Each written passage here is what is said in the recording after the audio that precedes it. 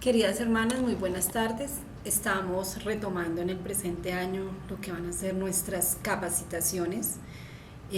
Primero que todo, unas felices Pascuas de Resurrección. Cordial saludo para todas. Venimos con mucha motivación a empezar este nuevo trabajo.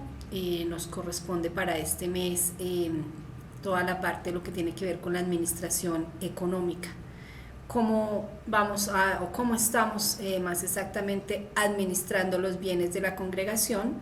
De hecho, el año pasado nosotras tuvimos ya unas sesiones iniciales donde vimos la parte de administración, pero enfocada más que todo a la parte personal. Entonces, como ya nosotros pues hemos tenido varios encuentros, hemos agotado mucho esa parte de los temas a la luz del derecho laboral, o sea, la parte civil. Ahora lo que vamos a trabajar, lo vamos a engranar, vamos a hacer ese engranaje directamente con lo que es el Código de Derecho Canónico y vamos a hacerlo a la luz de las constituciones y el directorio, que es el derecho propio de la congregación. Entonces, aquí vamos a tocar algunos aspectos fundamentales de lo que es la administración y nos vamos a adentrar ya en algunos numerales muy específicos de lo que tiene que ver con los documentos ya citados de constitución y directorio. Para el trabajo que vamos a hacer nosotros también se requiere de la participación de cada una de ustedes. Vamos a manejar también a través de un foro, hacer la participación donde ustedes van a leer algunos documentos que se les van a entregar y de esa manera pues queremos que nos hagan sus aportes, queremos que pues estas capacitaciones sean mucho más enriquecedoras, que haya la participación que sea conjunta, no solamente la parte de la exposición que les he realizado ya a ustedes, sino también esperamos los aportes que ustedes nos puedan realizar, teniendo en cuenta pues obviamente los análisis que hemos hecho de lo que han venido siendo las capacitaciones, haciendo las reflexiones necesarias y pues obviamente para que podamos llegar al objetivo específico de esta capacitación. Ese objetivo específico pues ustedes ya lo tienen planteado, ya le hice yo la presentación de él, pero sin embargo quiero que lo recordemos y es obviamente hacer una administración correcta, una administración adecuada de los bienes patrimoniales de la congregación a la luz del Código de Derecho Canónico, a la luz de nuestras constituciones y a la luz del derecho civil.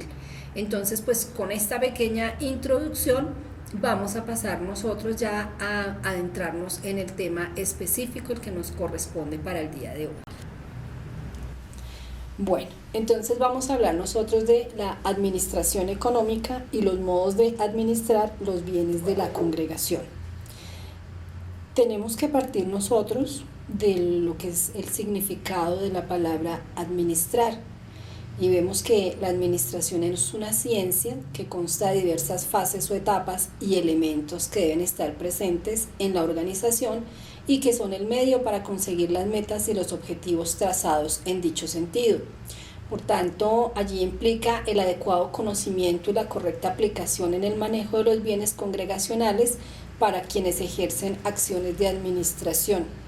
Es decir, para que nosotros podamos administrar un patrimonio es necesario que conozcamos cuál es la legislación que está vigente, tanto a nivel civil como a nivel de la congregación y a nivel del derecho canónico, para que podamos pensar en hacer una administración que vaya en beneficio de la congregación y que de ninguna manera nosotros vayamos a poner en riesgo los bienes de la congregación.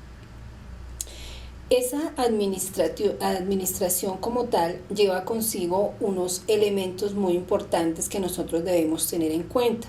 Uno de ellos es la planificación, planear el trabajo.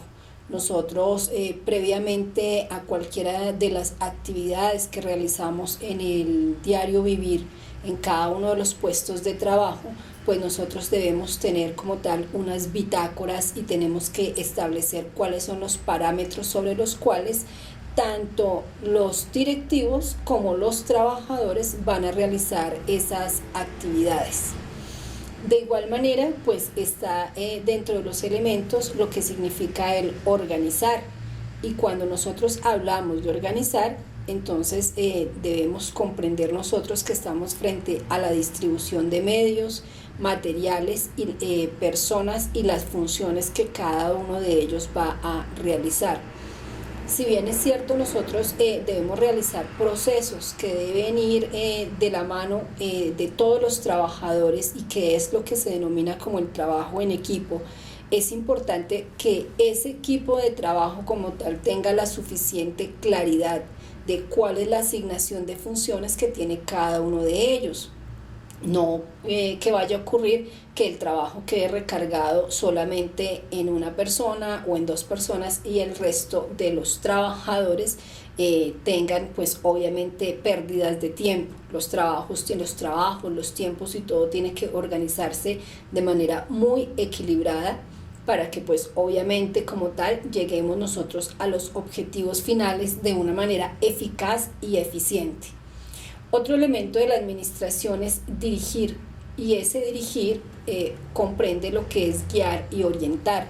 De ahí la importancia que quien es la cabeza de la organización es quien debe dar las directrices y las orientaciones para que cada uno de los trabajadores pues obviamente cumpla con sus funciones y por consiguiente se cumplan los objetivos. Y el cuarto elemento de administración es el controlar. Nosotros, ¿cómo controlamos? Requerimos pues obviamente de comprobar el funcionamiento. ¿El funcionamiento de qué? De cada una de las actividades que se están realizando al interior pues de la persona jurídica. Llámese casa, llámese colegio, cada una de las obras de las cuales tiene la congregación. Entonces vemos que debemos partir nosotros de tener mucha claridad frente a estos 4 elementos que acabamos de citar nosotros, denunciar y los cuales debemos tener permanentemente cuando vamos a organizar y cuando vamos a orientar nuestro trabajo.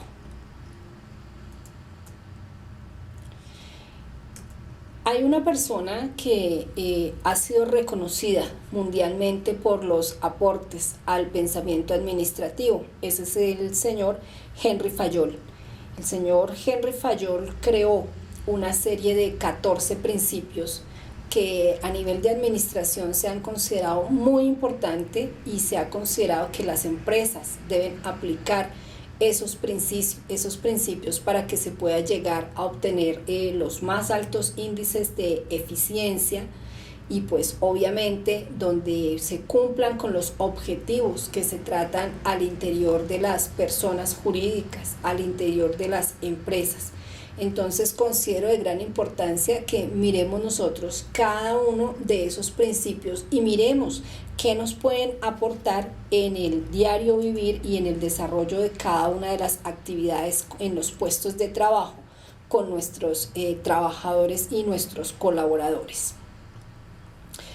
El primero de ellos es la unidad de mando. Entonces, donde nosotros debemos tener claro que siempre debe haber solamente un superior, que sea la persona que está dando las indicaciones, que es la persona que está dando las órdenes a esos colaboradores, a ese grupo de colaboradores, ese grupo de trabajadores que se tienen. Constantemente hemos estado repitiendo nosotros y hemos visto también en la práctica, en las visitas que yo realizo, donde me encuentro a los trabajadores que me manifiestan inconformidad, pues obviamente porque reciben órdenes de muchas de las hermanas, sea en las casas o en cada una de las personas jurídicas, porque no tenemos nosotros claro lo que es el orden jerárquico. Entonces, pues eso también es importante que al interior de cada una de las casas las hermanas tomen conciencia, pues que efectivamente hay muchas necesidades que se deben suplir y que las deben suplir los trabajadores, pero que si nosotros las manejamos de manera organizada y todo lo canalizamos a través de la cabeza mayor de la persona que está dirigiendo la casa, va a ser mucho más fácil. El trabajador muchas veces me manifiesta, doctora, pero ¿yo qué hago? O siembro la matica, o le echo la comida a los animalitos, o salgo a hacer una vuelta. ¿A quién le hago caso si tengo 3 hermanas dándome órdenes? Muy sencillo, también como lo hemos dicho, cada una de las hermanas manifiesta cuál es la necesidad que ella tiene, y de esta manera, pues quien es la cabeza mayor de la casa, quien está coordinando, le da las directrices al trabajador para que de esta manera pues se puedan cumplir todas y las necesidades, se cumplan y se suplan esas necesidades que se tienen al interior de la casa, del colegio, en fin, de cada una de las obras, pero obviamente siempre respetando a la cabeza mayor.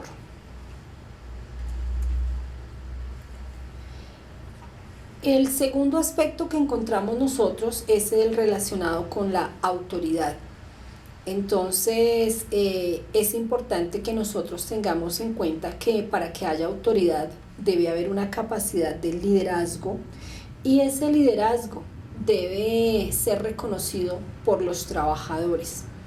Nosotros muchas veces en la administración y cuando se trata de manejar equipos, grupos de trabajo, nosotros desconocemos un poco que debemos ser líderes. Líder no es quien simplemente da las órdenes, porque para ser líder se requiere de conocer los procesos, se requiere de saber direccionar al equipo de trabajo, se requiere llegar a unos objetivos y a unas metas que se han trazado, pero para ello nosotros necesitamos de nuestros colaboradores. Entonces, ese liderazgo debe ser reconocido por todos los empleados. Yo me encuentro en muchos casos donde los trabajadores, ellos manejan y mandan más la comunidad o la persona jurídica o la obra que la misma hermana que está encargada de su dirección.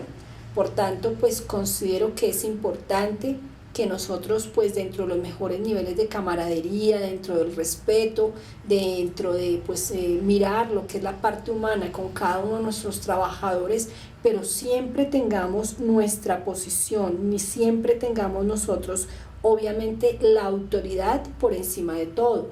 Podemos dar confianza, podemos llevar excelentes relaciones con nuestros trabajadores, pero que siempre la autoridad se haga respetar en todo momento. Si ustedes miran la fotografía que tenemos acá dentro de esta presentación, encontramos a un grupo de niñas y nos damos cuenta que dentro de ese grupo una de ellas es diferente. Todas están cumpliendo con una dirección, unos parámetros que se le dieron, pero ahí hay una persona que va en un sentido totalmente diferente.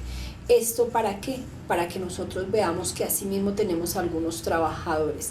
Tenemos trabajadores que abusan porque definitivamente les hemos dado mucha confianza, porque no le tenemos establecidos cuáles son las metas que ellos tienen que cumplir, no tienen claras sus funciones, entonces empiezan a volverse personas rebeldes y personas totalmente ajenas al grupo, personas que hacen su trabajo pero lo hacen a su estilo, y por consiguiente cuando se requiere el trabajo en equipo, nosotros no vamos a encontrar la colaboración y la participación necesaria de esta persona.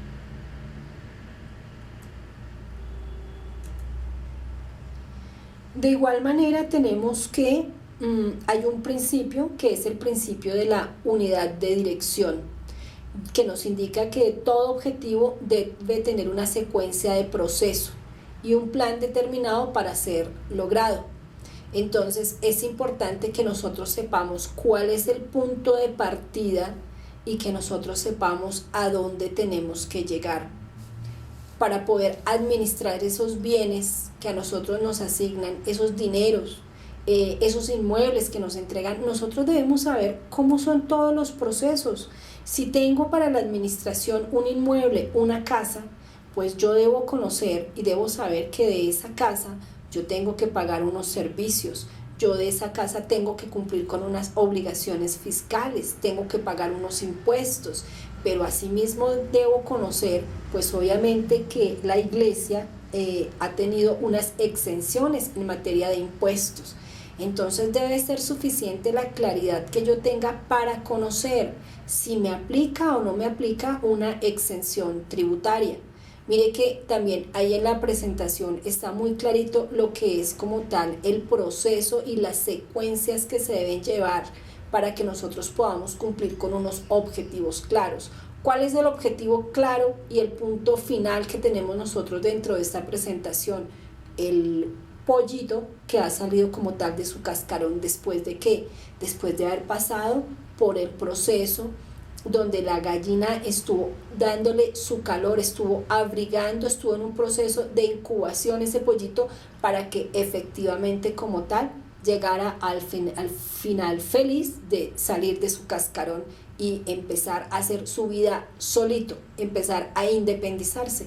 Asimismo, este proceso de unidad de dirección, tengamos en cuenta todas las secuencias, todo tienen un orden y los órdenes pues obviamente tienen unos fines específicos. No es a voluntad lo que nosotros queramos plantear dentro de los procesos, porque los procesos tienen que ser claros y deben estar previamente establecidos en cada una de las actividades y en cada uno de los trabajos que se realizan al interior pues de cada una de las obras de la congregación. Pasamos nosotros a un cuarto principio y es el principio de centralización. La centralización no quiere decir que la cabeza mayor va a acaparar todo el trabajo y que la cabeza mayor quien va a direccionar, quien va a dirigir, quien va a ejecutar y quien va a hacerlo todo. No, esa centralización se refiere a que nosotros como cabeza mayor y como persona de dirección reconocemos a una sola persona. Ella es la que se encarga de coordinar también, de distribuir cada una de las funciones y a ella es a quien cada uno de los colaboradores debe reportar esas actividades que se están realizando. Entonces la centralización es para recoger información, la centralización es para evaluar, para tener nosotros claridad frente al cumplimiento de los objetivos, lo que nosotros nos hayamos trazado.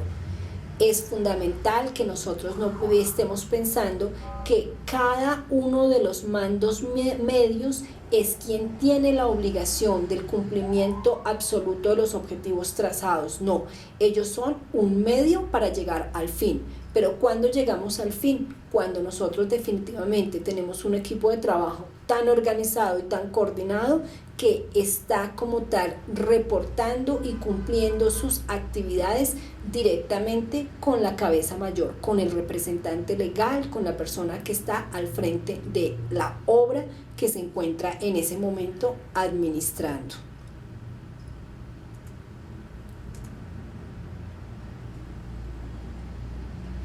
El quinto principio es el principio de subordinación del interés particular al general.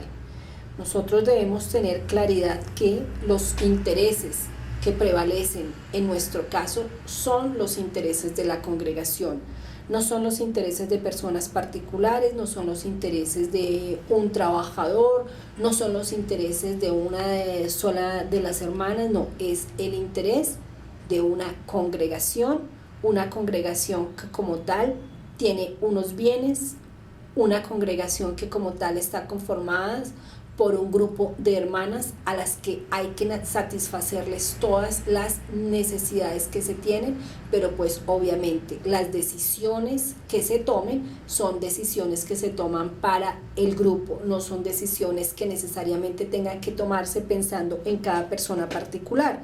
De hecho, pues no tenemos que apartarnos nosotros que hay casos que son específicos y hay casos que sí es necesario, pues realmente que requieran de un estudio que sea para la persona, no para la congregación. Pero es importante que tengamos nosotros en eso recalco e insisto mucho. Intereses que prevalecen son los intereses de la congregación. Dentro de los principios también nos habla el señor Fayol de la disciplina. Cada miembro de la organización debe respetar las reglas de una empresa, en nuestro caso pues las reglas de la congregación. ¿Cuáles son las reglas de la congregación?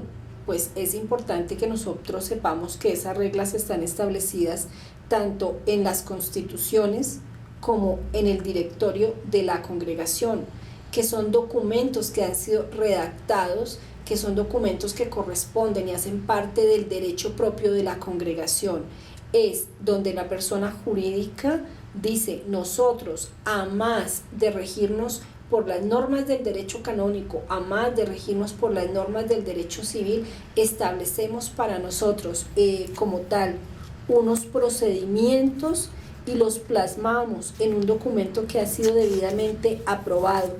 Entonces es donde nosotros como tal establecemos cómo se hace la consagración de la vida religiosa, como en la vida fraterna, los procesos de formación, miramos lo que es el gobierno de la congregación, la estructura de la misma congregación como tal, el derecho por el que se rige la congregación, cuáles son las formas de gobierno dentro de la congregación, y pues la parte importante que es la que estamos en este momento estudiando, que es la administración económica de todos los bienes que hacen parte de la persona jurídica Congregación de Dominicas de Santa Catalina de Sena.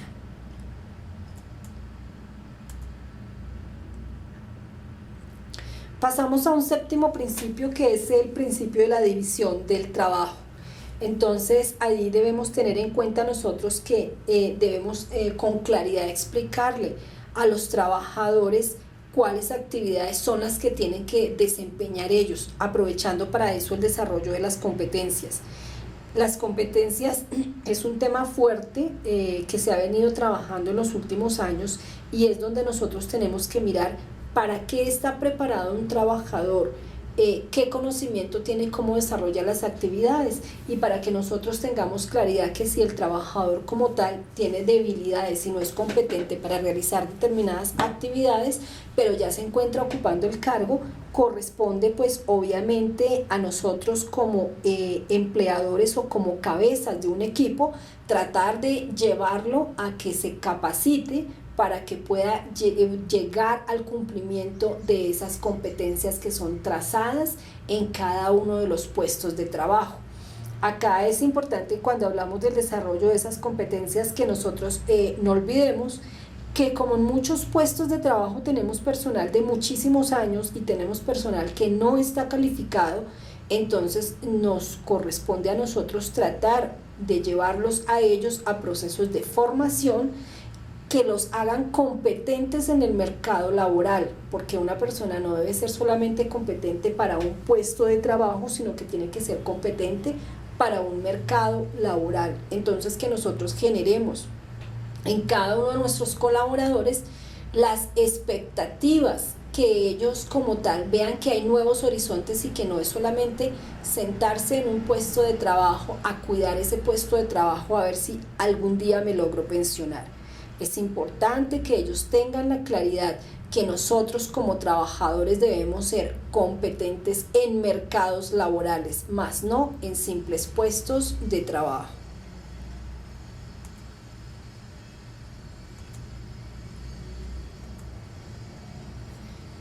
El octavo principio es el principio de orden, que me establece a mí que cada empleado debe ocupar el cargo acorde con su preparación.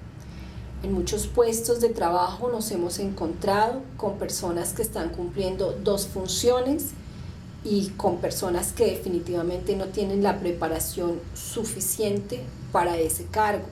Me he encontrado con personal que ha estado en servicios generales y de servicios generales ha saltado a la parte administrativa.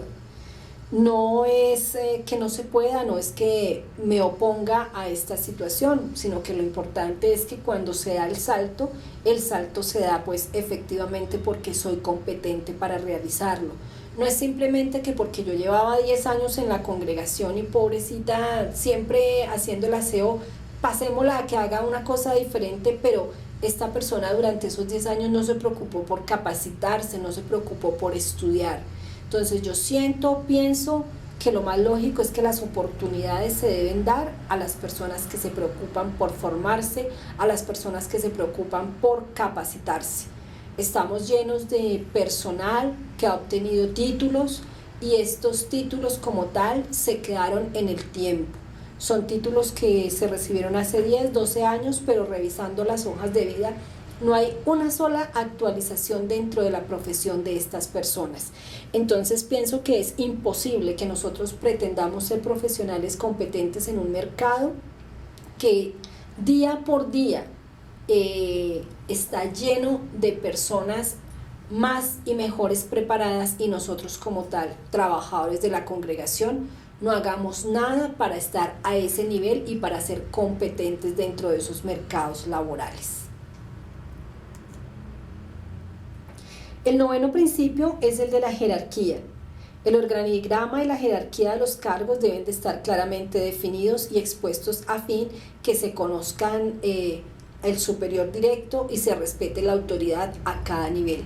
Entonces, por eso debemos contar nosotros con que los organigramas que tenemos al interior de la congregación sean conocidos por todos los trabajadores y que ellos tengan el reconocimiento de quiénes son las cabezas mayores y cómo organizan y administran el patrimonio y los bienes de la congregación.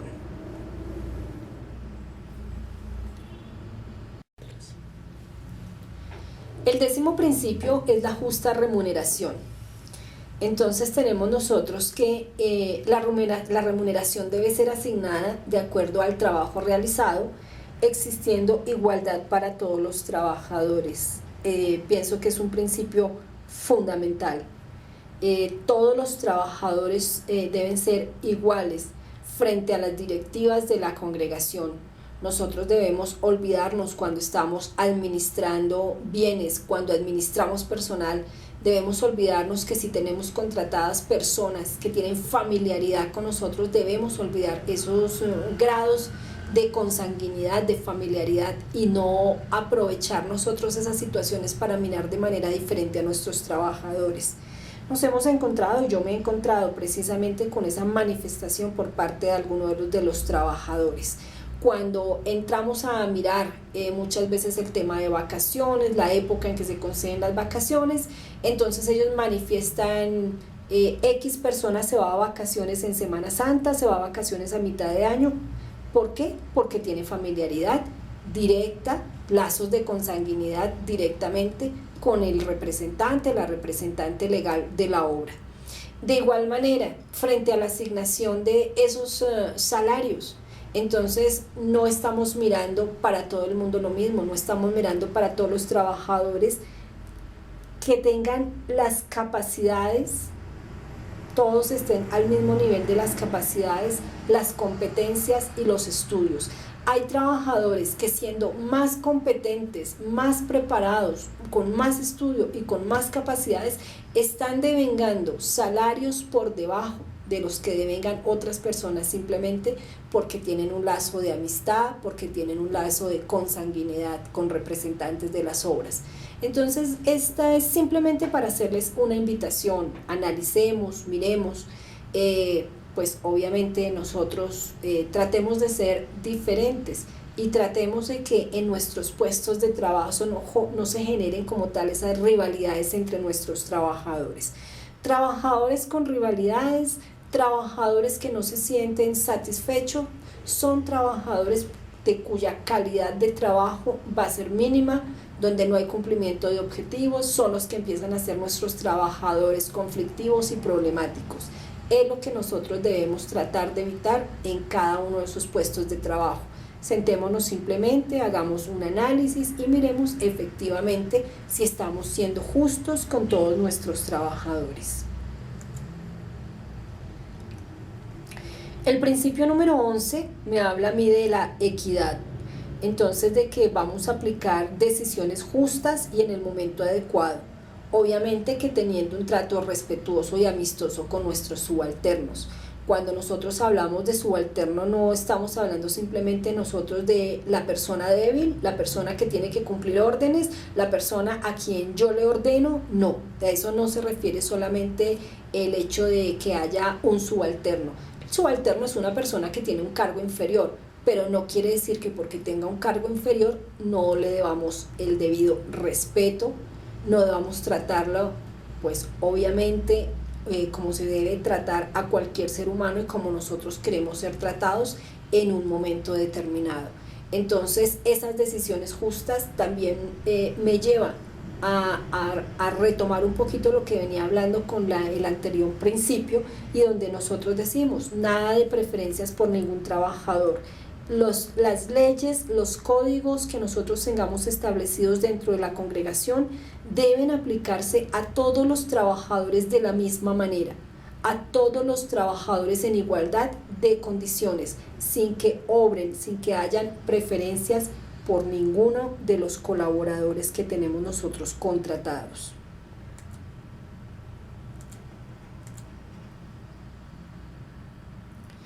Vamos al principio número 12, que me habla de la estabilidad.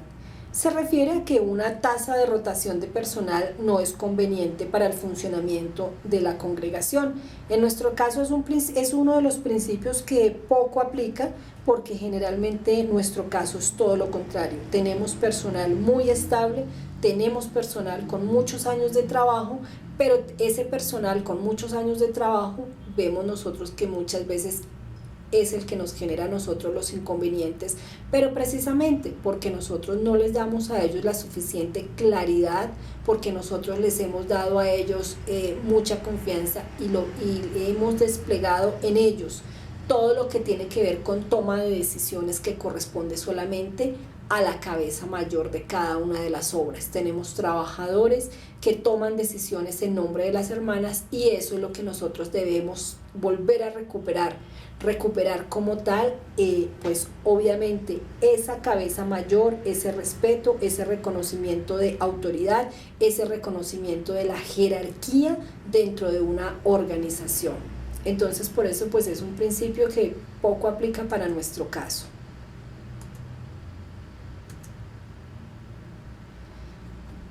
Me habla el numeral 13 de una iniciativa, que es que nosotros permitamos la iniciativa de nuestros trabajadores para que ellos puedan crear y llevar a cabo planes.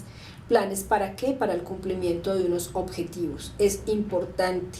Definitivamente también nosotros nos encontramos con muchos trabajadores que, queriendo hacer bien las cosas, ellos quieren innovar procesos, ellos quieren hacer aportes, y muchas veces ni siquiera son escuchados.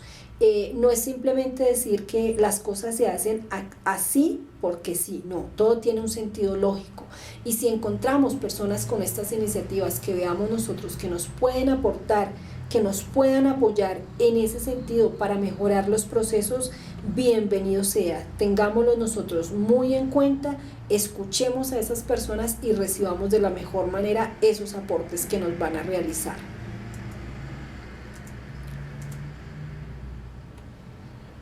Y dentro de los principios tenemos el numeral 14, que me habla de un espíritu de grupo. Entonces, para que nosotros tengamos claridad que el trabajo en grupo es indispensable, y que este trabajo en grupo ayuda a generar mejores ambientes de trabajo. Nosotros necesitamos buenos ambientes de trabajo para que definitivamente los trabajadores tengan el compromiso. No solamente los trabajadores, hablando de ello por personas con contratos de trabajo, sino todos los equipos de trabajo que se tienen al interior de la congregación. Trátese de asesores externos, trátese de contratistas, trátese de empleados. Pero obviamente es importante que tengamos en cuenta nosotros que, inclusive en el caso de nosotros que somos los asesores externos, hacemos parte de un equipo y de un grupo de trabajo, porque parte de la información que nosotros necesitamos, ¿quién nos la suministra? Los trabajadores que están directamente y de tiempo completo dentro de la congregación. Entonces, por eso es importante que se genere dentro de todos los colaboradores, al nivel que sea, ese espíritu de grupo, ese mostrar que cuando nosotros trabajamos conjuntamente se logran más fácilmente los objetivos, obviamente sin que nosotros desconozcamos cuál es la función de cada uno, y sin que se presente como en algunas ocasiones que algunos trabajadores recargan sus trabajos, su actividad laboral en otros trabajadores, y se dejan de cumplir algunas de las funciones. Pero es importantísimo que resaltemos, que recalquemos en nuestros trabajadores que en la medida que nosotros trabajemos como un grupo, los resultados van a ser muchísimo mejor. Se van a ver esos resultados en el cumplimiento de los objetivos que nosotros tenemos trazados en cada uno de los puestos de trabajo y con nuestros equipos de trabajo.